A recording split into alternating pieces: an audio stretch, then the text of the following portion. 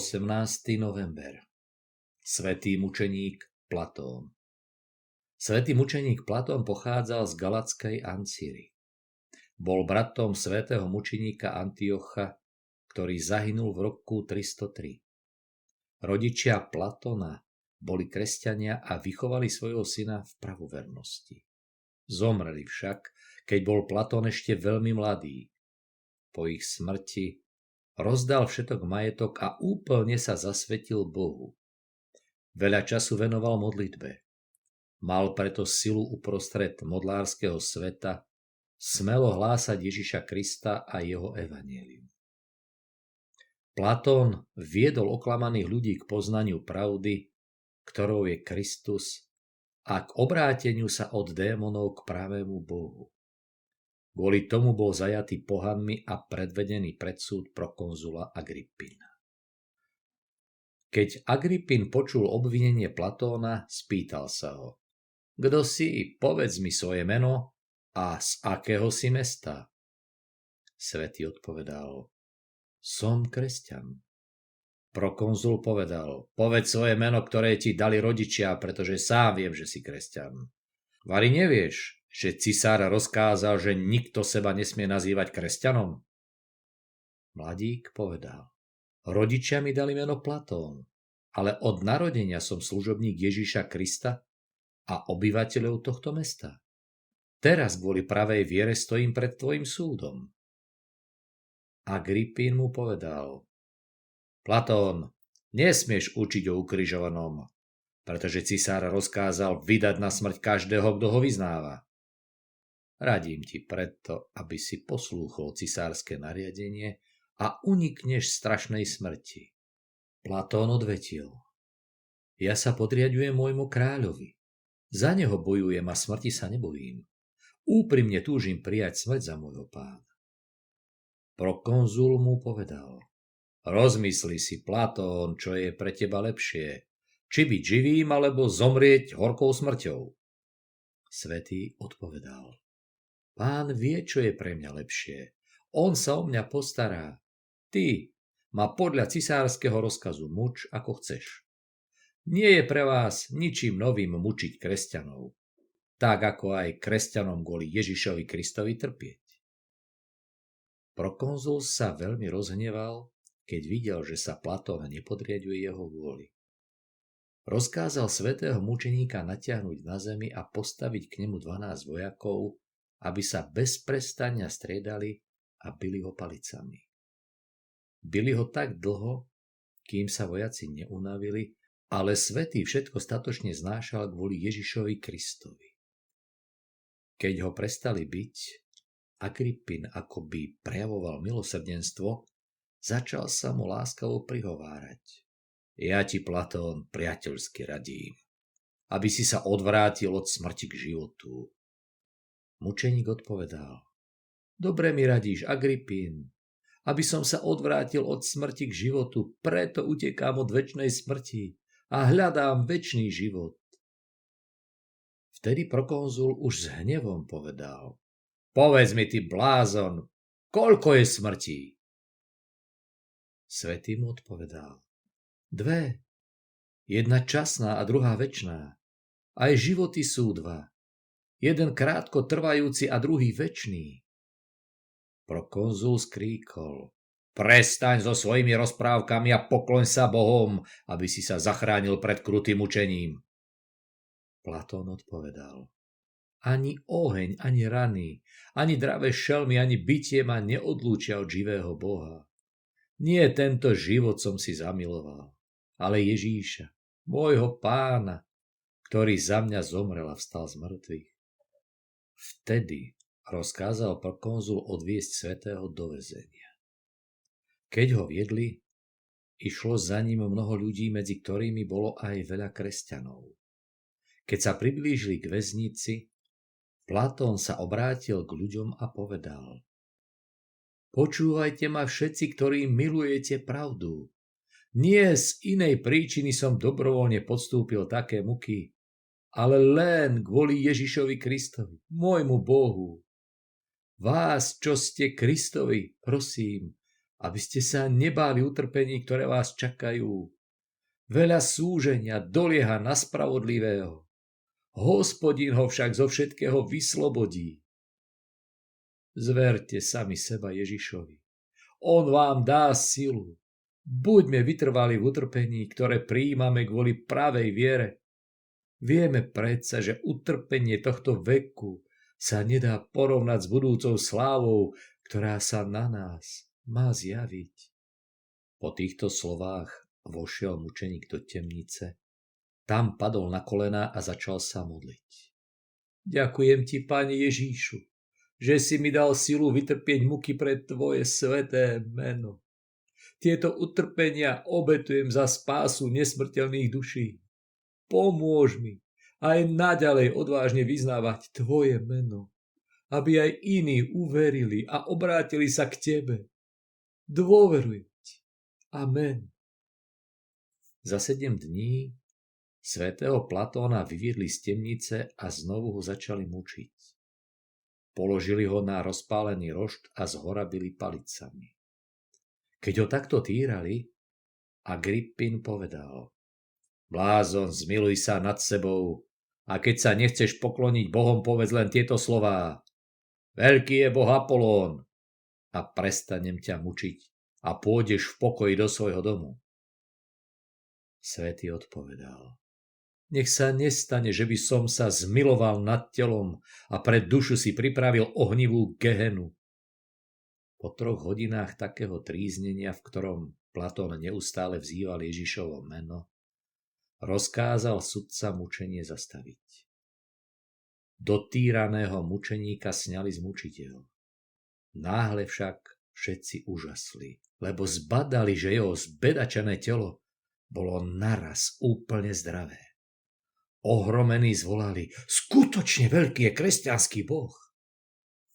Prokonzul bol však zaslepený diablom, nechcel zjavný zázrak priznať a ďalej si hovoril svoje: Keď nechceš priniesť obetu našim bohom, tak len odvrhni svojho Krista a pustím ťa. Svätý mladík odpovedal: O blázon a bezbožník, ty chceš, aby som sa môjho spasiteľa, môjho záchrancu zriekol. Sám ideš do pekla a mňa chceš ťahať so sebou. Odstúp odo mňa, ničomník. Ja verím môjmu Bohu, že ma neopustí a nedá mi padnúť do záhuby, do ktorej sa rútiš ty. Agrippín vyskočil zo svojho trónu, vrhol sa na svätého a sám ho začal mučiť. Nechal ho zavesiť a ohňom opaľoval jeho rebrá, takže mučeníkovi šiel z nosa dým. Mnohí si mysleli, že toto už neprežije. Svätý Platón ale zodvihol oči k nebu a povedal: Neopusť ma, Pane, v tomto utrpení.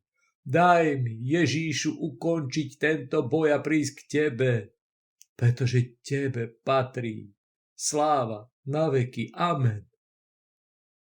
Mučiteľ rozkázal z neho zdierať kožu. Tvár Platóna rozodrali železnými hákmi, že po ľudskej podobe nezostalo ani stopy. Počas týchto múk svätý hovoril: Muč ma krutejšie, zviera mi tvoja zloba a Božia milosť k trpezlivosti bola všetkým zjavná. Všetko toto trpím z lásky k môjmu Spasiteľovi, aby som bol v nebi večne, v jeho sláve. Nespravodlivý sudca zvolal: O Platón, keby si nebol taký spurný, bol by si ako múdry Platón, knieža filozofov, ktorý napísal božské dogmy. Svätý odpovedal: Hoci mám rovnaké meno s Platónom, nemám rovnaké zvyklosti, preto ani ja Platónovi, ani Platón mne nie je podobný, okrem samotného mena. Ja sám sa učím a zároveň aj druhých učím Kristovej múdrosti, ktorá prikazuje v živote počítať s Bohom a pamätať na posledné veci, smrť, Boží súd a večnosť. Platón je však učiteľom ľudskej múdrosti, ktorá je bláznostvom pred Bohom, lebo je napísané: Zničím múdrosť múdrych a rozumnosť rozumných zavrhnem. Platónove, ako ty ich nazývaš, božské dogmy, sú nepravdivé báchorky, ktoré múdrosťou slov a polopravdami zvádzajú prostoduchých. Keď Platón prestal hovoriť, zamlkol aj Agrippín. Nevedel, čo viac povedať a čo s Platónom robiť. Čudoval sa jeho veľkej trpezlivosti i smelým a rozumným odpovediam, navyše prednášaným v takých veľkých bolestiach. Rozkázal ho odviesť do väzenia. Mučeník zostal bez jedla a pitia 18 dní a nič od pohanov neprijímal. Po uplynutí týchto dní vládca Agrippín videl, že Platóna nemôže ničím od Ježiša Krista odvrátiť. A preto ho odsúdil na sťatie mečom. Mučeníka vyviedli z mesta a on si ešte vyžiadal čas na modlitbu. Pozdvihol svoje ruky a modlil sa. Ďakujem ti, Pane Ježíšu, že si mi dal silu zniesť utrpenie a svojou milosťou si ma zachoval pred ľudskou zlobou aj diabolskou prefíkanosťou. Prosím ťa, spás čo najviac duší. Nech sa vo všetkom stane tvoj svätá vôľa. Príjmi v pokoji moju dušu, lebo ty si poženaný na veky. Amen. Vojakovi, ktorý ho mal popraviť, povedal: Konaj, priateľu, čo ti rozkázali.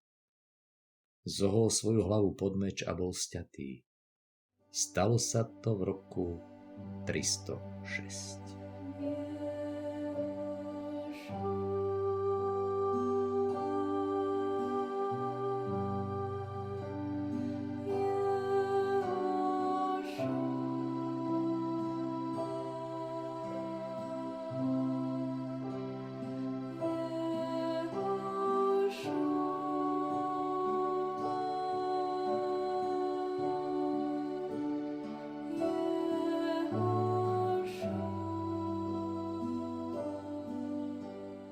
Svätý Martin z Tours, biskup. Svätý Martin sa narodil v Sabárii, v Panónii, dnes mesto Sombatej v západnom Maďarsku. Česky predtým tiež nazývané Kamenec, ako syn rímskeho stotníka. Jeho rodičia boli pohania.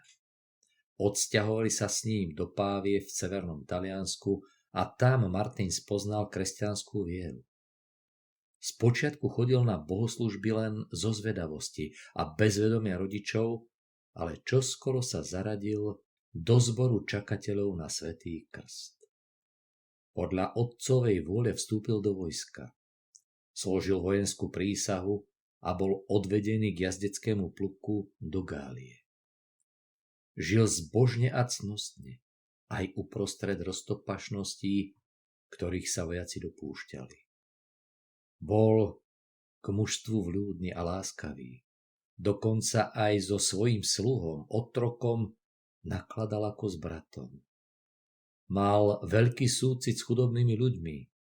Pod vojenským pancierom bylo srdce plné lásky k Bohu aj k ním. Kedysi šiel Martin v krutom mraze s niekoľkými druhmi na koni do Amiensu. Pred mestskou bránou žobral polonáhy zimou sa trasúci chudák. Nik z jazdcov si ho ani nevšimol. Martin nemal nič, čo by mohol úbohému dať, preto plný súcitu rozťal mečom svoj vojenský plášť, polovicu dal žobrákovi a do druhej sa zabalil sám. Nehľadel na to, že sa mu ostatní posmievajú. V noci sa mu zdalo, že vidí Spasiteľa priodetého kusom tohto plášťa a počul jeho slová.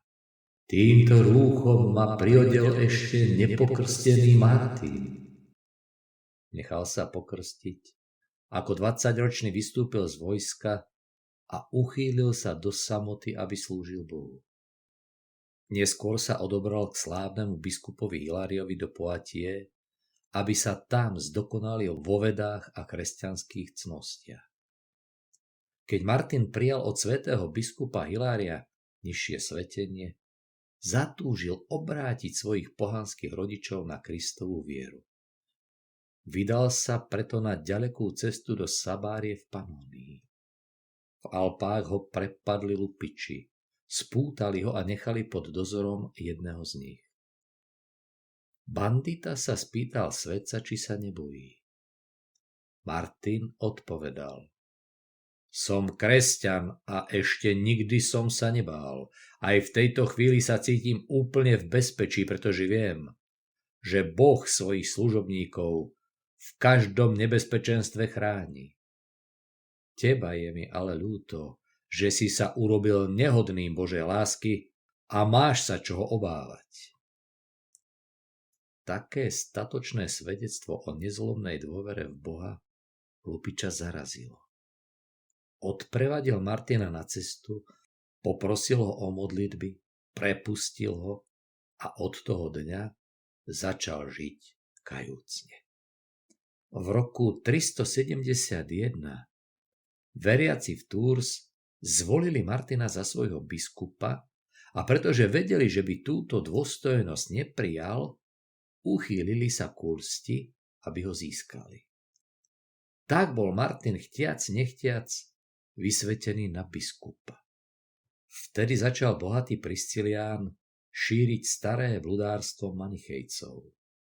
Títo bludári pripočítavali stvorenie sveta diablovi, popierali vtelenie Syna Božieho, zavrhovali manželstvo a páchali na svojich tajných svodskách ohavnosti. Španielskí biskupy žiadali cisára, aby kacíra potrestal.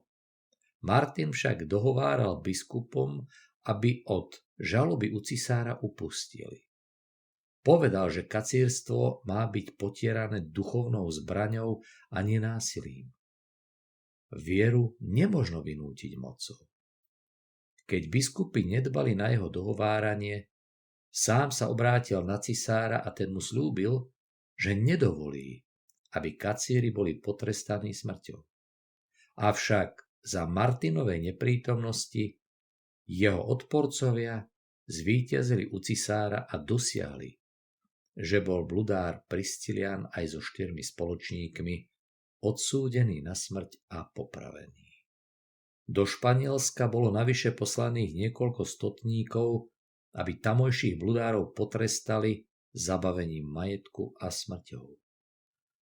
To naplnilo svätcovo srdce veľkou bolesťou a naliehal na cisára tak dlho, až rozkaz odvolal. Keď umieral, prosili ho jeho žiaci, aby ich neopúšťal.